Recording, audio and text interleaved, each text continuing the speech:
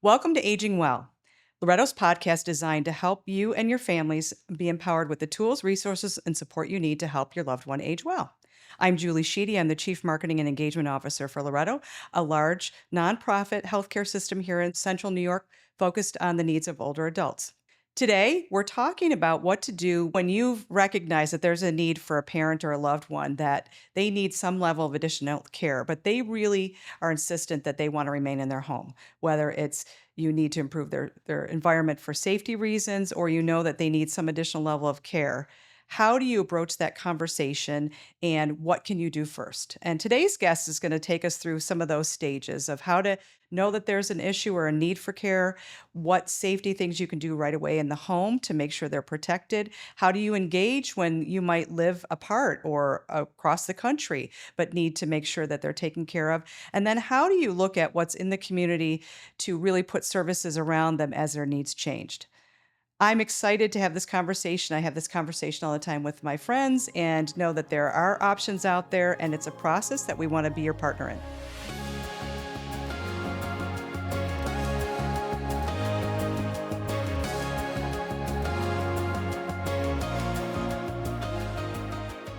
Joining me today is Chris Norman.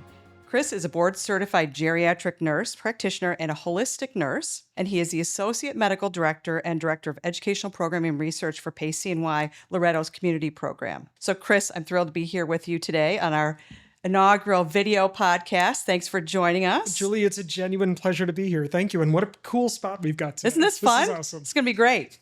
So I'm really excited about today's topic because it really hits home for me. We just came off the holidays, and I think I had 3 conversations with friends about this. Many times we hear about family members who come home for the holidays, they live away from their parents, and suddenly they see something's really changed, and they're concerned, and they know that they need to do something, but at the same time, their parent is adamant that they want to stay in their home.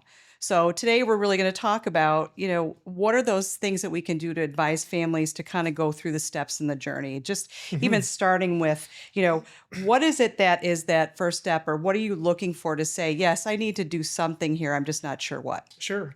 Well, I've been thinking about the timeliness of this discussion as well, actually. And I'm thinking of a colleague that I used to work with that would refer to the daughter from California. And so we'll call this kind of the daughter from California syndrome today. And it's not to pick on daughters, and it's not to pick on California, but it's the family member that is coming in from out of town for a gathering, and they are coming in and maybe seeing with fresh eyes a situation that they've been maybe a little worried about before, but didn't really know why. And now it's a concern. And that concern is sort of stemmed from and really fed from a lot of different places. It could be, first of all, surprise. It could be fear. There could be a little bit of guilt mixed in as well. There could be just a lot of things really driving that feeling of concern. And there's a tendency, I think, in those situations for someone to want to do something quickly, kind of right away. Like, I've got to fix this before I go. Right. This is not a tenable situation. Kind of what can I do? So it's important, I think, to sort of validate that that is a real feeling that someone might experience if they're coming in from out of town. That's a great example, and that's probably the exact conversation I had. And it's, I've got to do something. I'm nervous. I'm emotional. I think mom is unstable. We hear that they fell or they just are doing things that are different. And so what's that kind of, what do you recommend to that daughter? Because you say as we say, it's a process. Yeah. And I want to start by coming back to sort of validating that feeling that it's okay to feel concerned. It's okay to identify that there is a concern in front of you.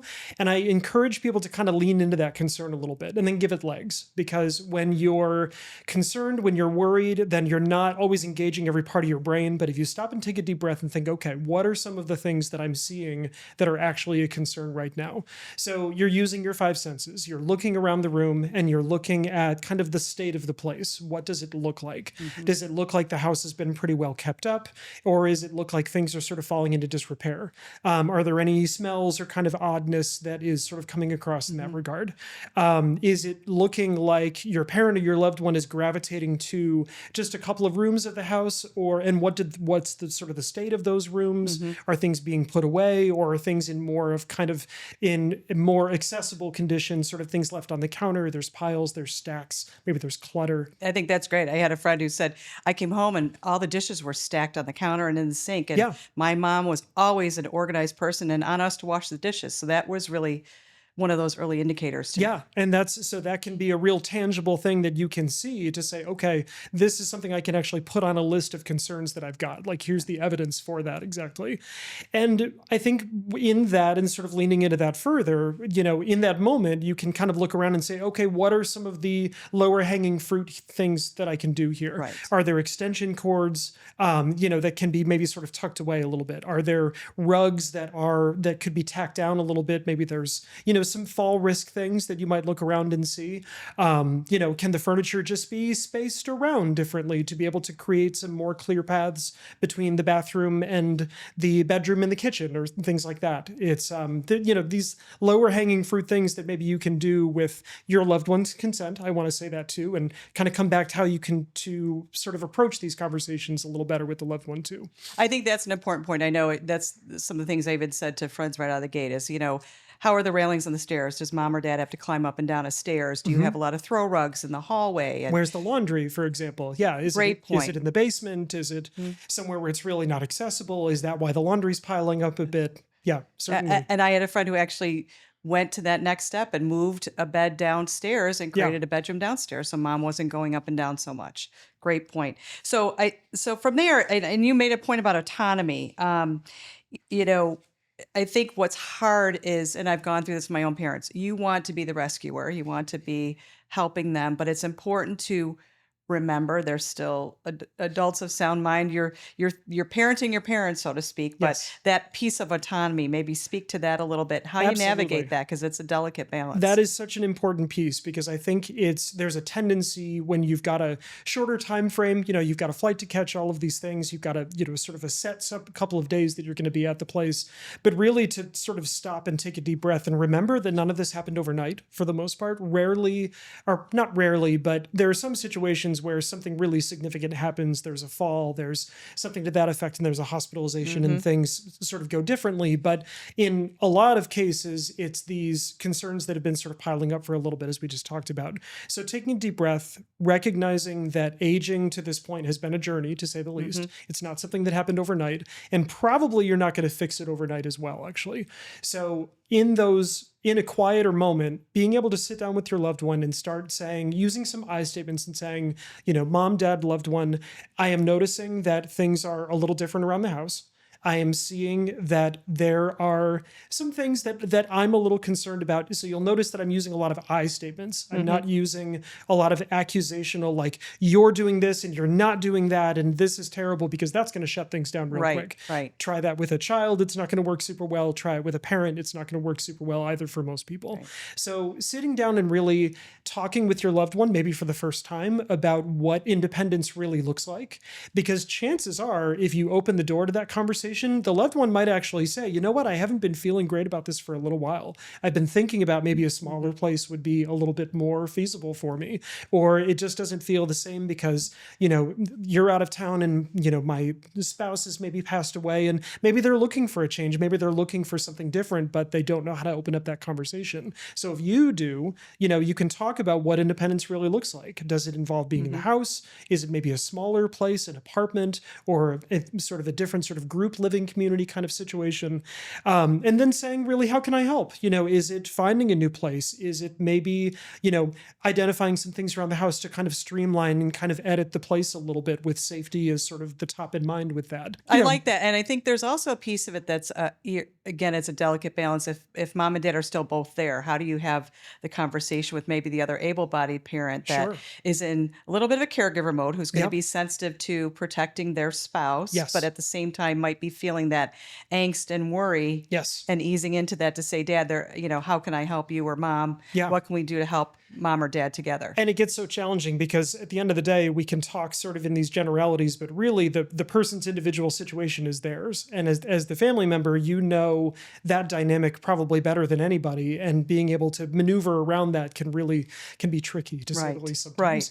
So we talked about the safety things. And I know one of the first things I always say to my friends is, do you have a life alert for mom or dad? Oh, sure. Yep. So there's other safety mechanisms you can put in place for them.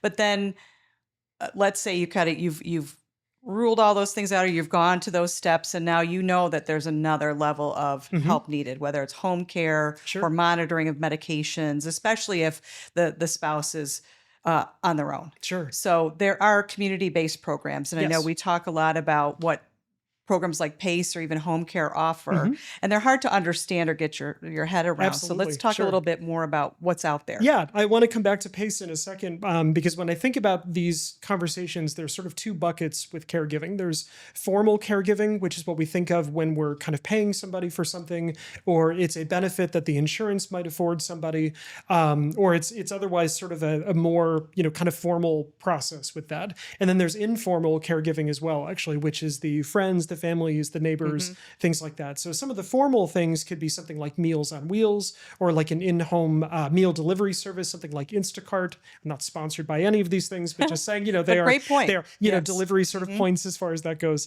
And then there's different companion services. And if you really don't know what you need, a really great call can be to the Area Agency on Aging, which most counties have, and that number is pretty available pretty quickly online. And it can just be a conversation with the person on the line to say, here are my concerns. What would you recommend? They might give you kind of a little menu of options of things that you might look into as far as that goes.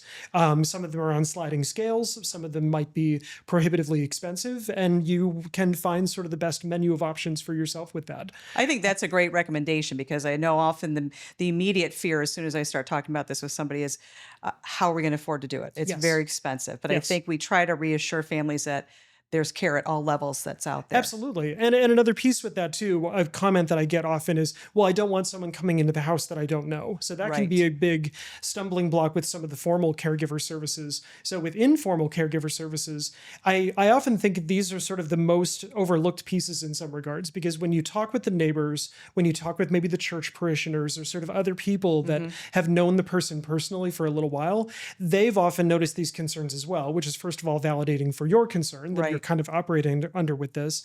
But in addition to that, they're often looking for ways to help, but people don't always know how to help. So if you can say, you know what, can you just pop over on Tuesday evenings? That would be terrific. Or, on Saturday morning, can you just kind of make sure that the laundry is kind of started, and, maybe come back later on in the weekend to kind of make sure that everything's sort of put away. If you give people in your life that are sort of these informal caregiver folks specific things that they can do, then you can create a really nice safety net, and which really can augment those formal services, or can be that if formal services are kind of not affordable or for I whatever think that's reason. a great point. I know, in fact, I look at my mom, she's got her group of friends, but they all have my phone number Hmm. and they don't hesitate to text me, say, hey, haven't seen mom in a day or two. Is Absolutely. she doing okay? Or, Yeah. nope, we'll check in on her. We know you're out of town. I think that's something that's overlooked. That's an important point to you. You can Yes. find your mom or your dad's or your loved one's local network and even start there to have just that layer of Yeah. security that somebody's got an eye on them. People often want to help. They just don't know how exactly. So Exactly. it's nice to identify some specifics and say, if you can do this, then that gives that person a sense of validation. That gives you a feeling of security that your loved one is being looked at by someone that they trust and that they know already. So it's just more eyes on the prize in that regard. So as they advance, let's talk a little bit too Mhm. about what it means to be in a community-based program. Sure. So a community-based program like PACE, which is the organization that I've been with for the last several years now. PACE stands for Program of All-Inclusive Care for the Elderly of Central New York. So we're PACE CNY. The qualifications for that program are you have to be 55 years or older and a resident of Onondaga County. And then the goal of PACE really is to help people be where they want to be. If they are motivated to be where they want to be, and if they've got some existing support system, I think that's where we kind of tend to work the best for folks anyway. And when people ask sort of where is PACE, like is it located in a particular spot? There are a couple of day center locations that offer a lot of different services, but really PACE ultimately is where you want to be. We want to help people age at home or wherever they consider home, as long as that can possibly happen anyway. And some of the services that are offered, PACE is what we call, when we say all inclusive, it's really a comprehensive service. So from the medical care piece, it is coordination of healthcare appointments with outside specialists. It's prescribing all medications. It's oversight of all of those medications and all of those specialists as well. So you often think of your primary care provider as sometimes getting lost in the shuffle with with all the specialists in place. We really kind of help the primary care provider be the coordinator of all of that care. So we're actually looking intelligently at kind of all the services a person might be getting with that. In addition to that, there's home care, which can be home health aides, which can be licensed practical nurses for medication administration or other, or other services within that. There's a home care manager overseeing all of that as well. And the other members of the interdisciplinary care team are like physical therapy, occupational therapy, there's dietitians, there's social workers. We have a small army of buses with transportation, with drivers. And really just a lot of other, sort of services mixed in with that too. And it's I'm glad you said that because I had one of my parents in PACE, and when I thought about as our conversation today, one of the things, my parents were both still together, and mom was able to provide a lot of services to dad, but it's draining on her too. So PACE helped with not just his medical oversight, but even her as a caregiver. Yeah. But then also, if you think about it, is there are things that maybe a spouse doesn't want to have to lean on their wife to do, whether Yes. it's showering or some of those things. So to have a service that can come in and supplement those types of things for Sure. daily care needs, monitoring medications. Both of all parents are aging kind of at different paces, but are Yeah. technically usually at this around the same age. So to have to remember your medicines and my medicines, or Yes. keep all track It's a of lot that. to That's coordinate. right. So I think that was good. And then also just you mentioned day programs. The ability to still get the socialization, I know, was incredibly important for my dad. Yes. And with people, with males his age, Yes. where you could go talk sports or participate Very in much activities, so. and mom could get a break and go get her hair done or go to the grocery Finding a store. cohort of people that you really click with. Right. Yes. So I think it's important to kind of remember those things of this is something that will still enable somebody to stay in their home as long as possible, but have some of the other oversights that they need. Yes. So I think the other piece of it is, let's go back to our daughter from California. So let's say she's set up in PACE. She's still going to be Sure. remote. What other things do you advise the families to either, how do they stay in touch the right way and not be helicopter parents to Yes. their parents? But, what are some other pieces of advice that you give? I'm so glad you said that, because an integral part of that interdisciplinary team is the participant and the family as well, actually. And from the intake, from the sort of the first visit where a person is considering the PACE program, that's where that conversation really starts of what are your expectations? What are your hopes for? What are your goals for your loved one sort of being in this program? And how can we best interact with you to kind of make that make sense as far as that's concerned? And so that family member can be as involved as they would like to be in that regard. With some realistic expectations with that too. So it's always sort of important to say that if there are 5 daughters or 5 different sons involved, that it's not a reasonable expectation that someone from the team is going to call all 10 of those folks to give them the same updates. So we really look for one kind of point person as much as possible in family situations. And sometimes that person is what we call the healthcare proxy as well. So if in the event the participant or the person in the program is not able to make decisions for themselves, then the healthcare proxy is the person that is going to be the voice of that person. What is the thing that my mom or dad would want in this situation? And that healthcare proxy paperwork is really important. And that will be the person that's checked in when there are changes in the person's situation, whether it be sort of a medical emergency or something to that effect, and just at regular intervals as well. It could be every few months. It could be it'd be definitely every 6 months, because there's sort of 2 big exams as far as that goes. So it's really individually determined and discussed in that way anyway.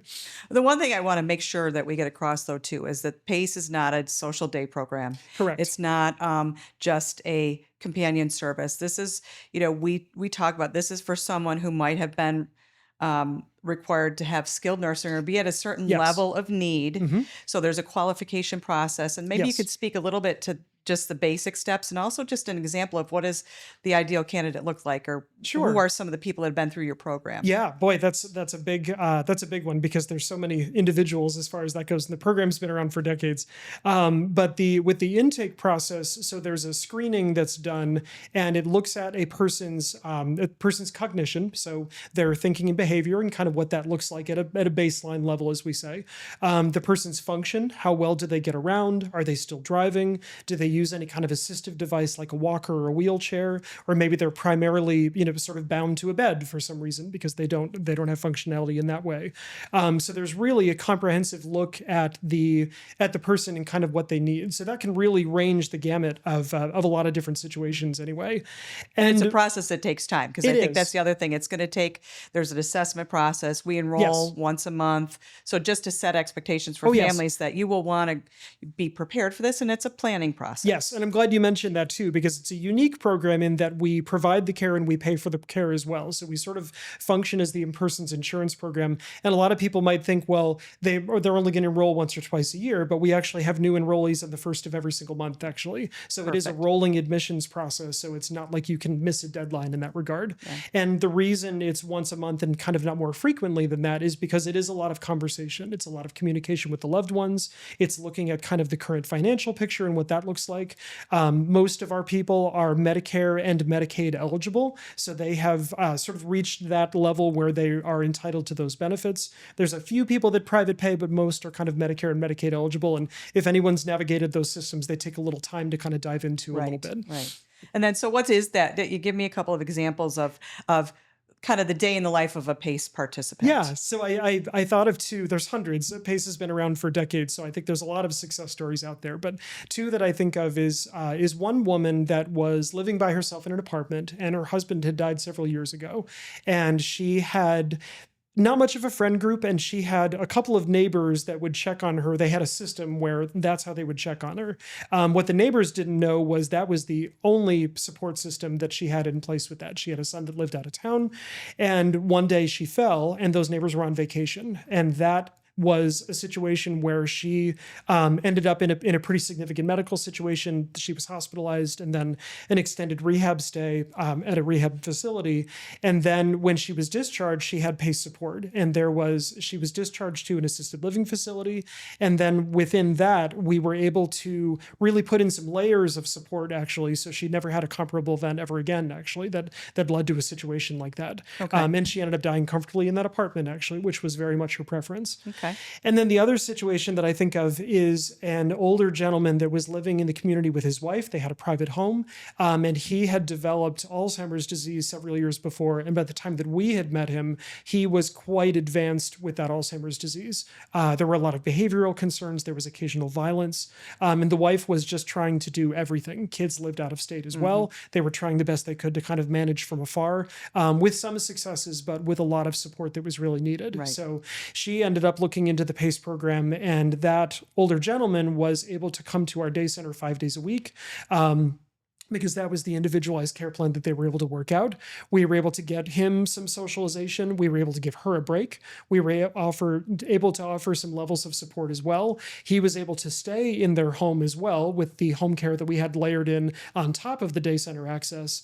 And then, different therapies that were needed as they were gone along.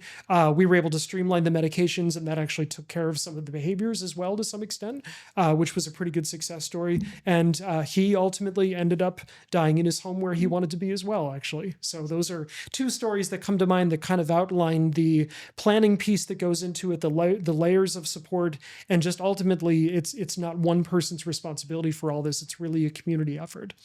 Thank you for that, because I think it is. You're right. There's a lot of different scenarios out there. I think the biggest hopefully takeaway is that it's flexible, but it also tries to meet the loved one or the participant where they are, Yes. and keep them in an area that they're comfortable with as long as And possible. and the flexibility is huge. I want to drill on that for a second because needs change as people Right. age. Things happen. There are things that you don't necessarily plan on. There are crisis situations, and when you have a plan in place, when you've got a support system that you can trust and that you feel very comfortable with, then crises feel a lot less like a crisis, and they feel a little bit more manageable when it's not just you taking care of it. So that can be really where the beauty believe a comprehensive community-based program can come into play. Great point. Anything else? Any other advice or anything you want to share with our audience today? This has been a great conversation. No, I think so too. Thank you so much for the opportunity to be here today. And yeah, thank you. It's been great to have you today. So thank you, Chris. If you have questions after today's episode, you can send them in to agingwell@lorettosystem.org.